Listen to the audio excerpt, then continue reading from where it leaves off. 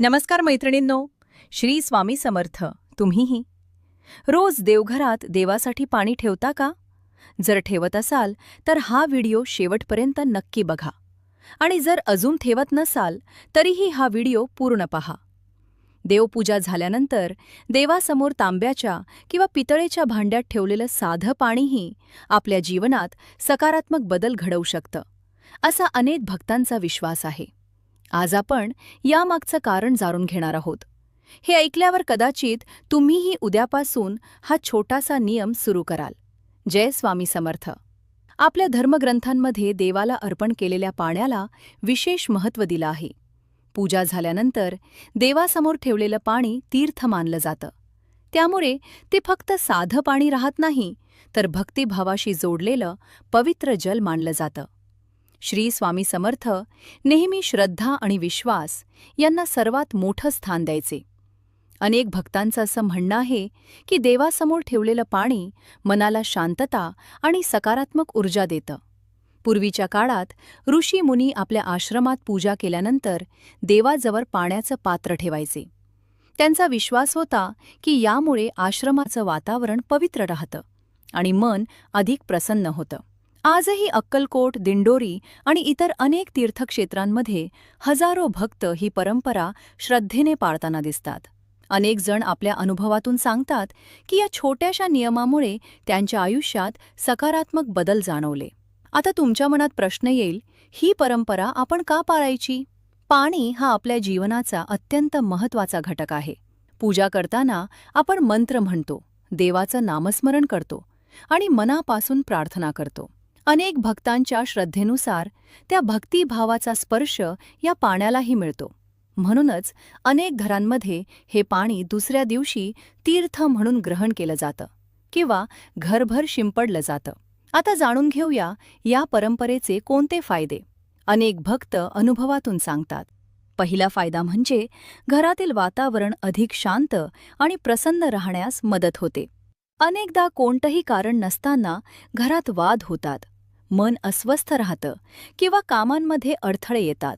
अशावेळी अनेक भक्तांच्या मते देवासमोर ठेवलेले हे तीर्थ घरात सकारात्मक वातावरण निर्माण करण्यास मदत करतं.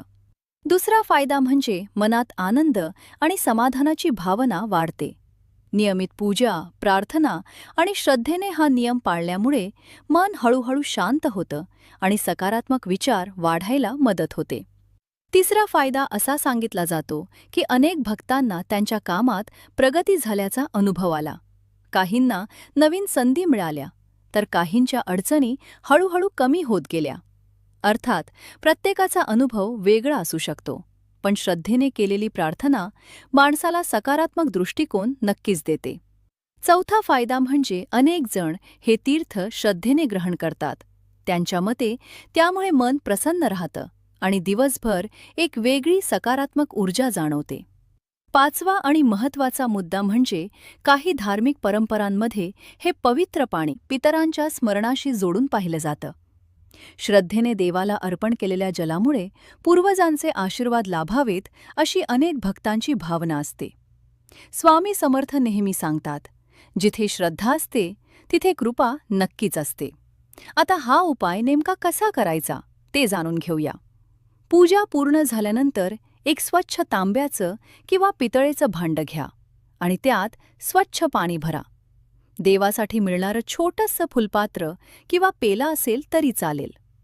शक्य असेल तर त्यात 2-3 थेंब गंगाजल टाका आणि ते भांडं देवाच्या उजव्या बाजूला ठेवा. ते पाणी रात्रभर तसंच राहू द्या. दुसऱ्या दिवशी सकाळी उठल्यानंतर सर्वप्रथम त्या पाण्याला नमस्कार करा. त्यानंतर श्रद्धेने थोडंसं तीर्थ ग्रहण करा आणि उरलेलं पाणी घरात हलकंसं शिंपडा. त्यावेळी ओम नमो भगवते वासुदेवाय हा मंत्र 11 वेळा म्हटल्यास अनेक भक्त त्याला अधिक शुभ मानतात. गुरुवार हा दिवस स्वामी भक्तांसाठी विशेष मानला जातो.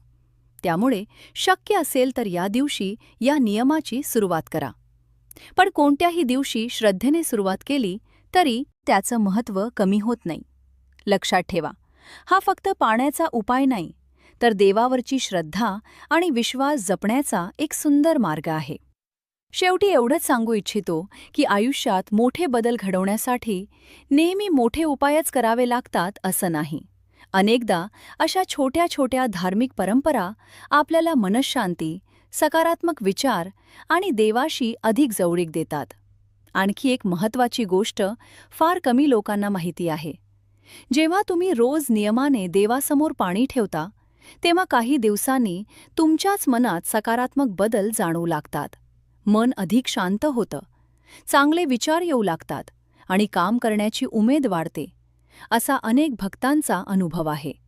अनेकदा आपल्याला असं वाटतं की आयुष्यात सतत अडथळेच येत आहेत, पण श्रद्धा, सातत्य आणि सकारात्मक विचार यांच्या बळावर आपण त्या अडचणींना अधिक धैर्याने सामोरं जाऊ शकतो.